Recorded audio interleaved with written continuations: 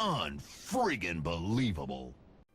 What is going on YouTube? This is Jim back with another video, and today we're taking a look at the Overwatch Ultimate Genji Sword. Now this was a viewer request from one of you guys, so if you'd like to see me take a look at replica weapons or get my thought on collector's editions, please leave a comment below, send me a message on Twitter, let me know what you guys are interested in and I will cover it. Somebody asked me, Jim, can you take a look at the Overwatch Ultimate Genji Sword? And that is what we are doing right now.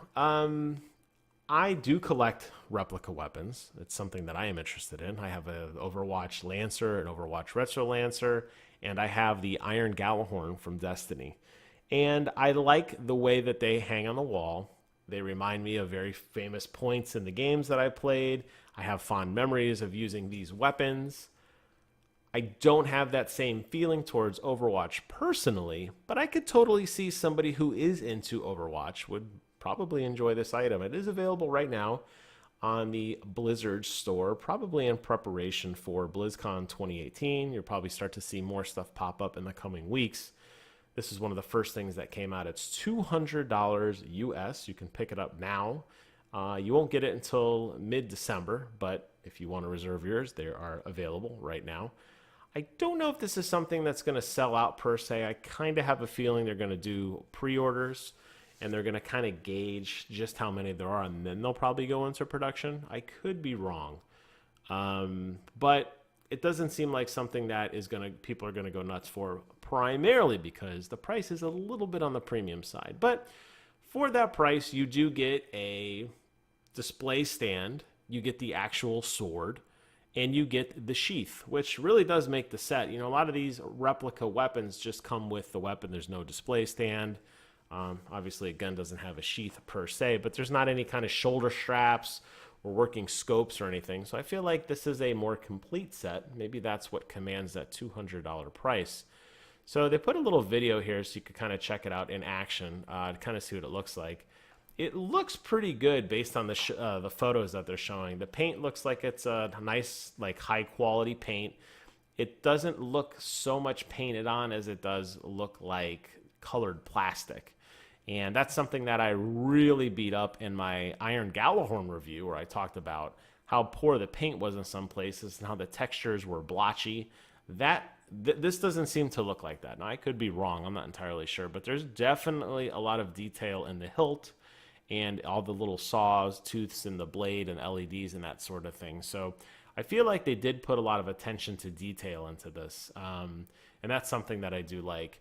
There's a couple of pictures here at the bottom, particularly this one I wanted to draw attention to because you get to see a really good side view of the details, and you get to see a nice side view of kind of how big it is. Look at this guy's hand and look at how much extra room there is. Unless this guy's got really tiny hands, which I doubt it.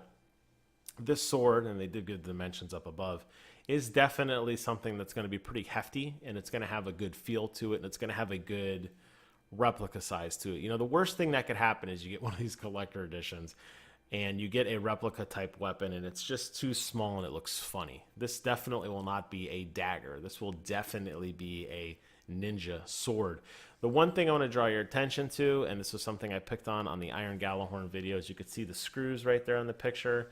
You could see the way it's all together, and you could obviously you could see the cutout there for the sound effects. It has a buzzing and whooshing sound effect.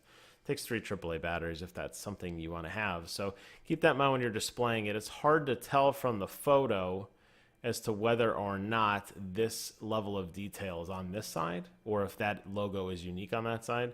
In other words, you don't want to display it with the speaker facing out. It's going to look bad. You'd much rather have the sword pointing to your right, so that this is against the wall, and you would want to look at this detail, assuming that there are no case screws or anything. The other thing I wanted to point out on this is you do have the on-off switch for the light effect, which doesn't look that great. The sword does really have a trigger on it, so that does make sense. That is a replica and true to form. It does light up, which looks pretty nice. Don't know how many people would actually plug this in and let it light up and sit there in the dark. This doesn't look that cool by itself. You really need to see the sword to understand what this pattern is, and it looks like it has a pretty nice box that comes with it as well. So there's some specifications here you could just look at. I'm not going to read through them, but it is made of PVC and ABS.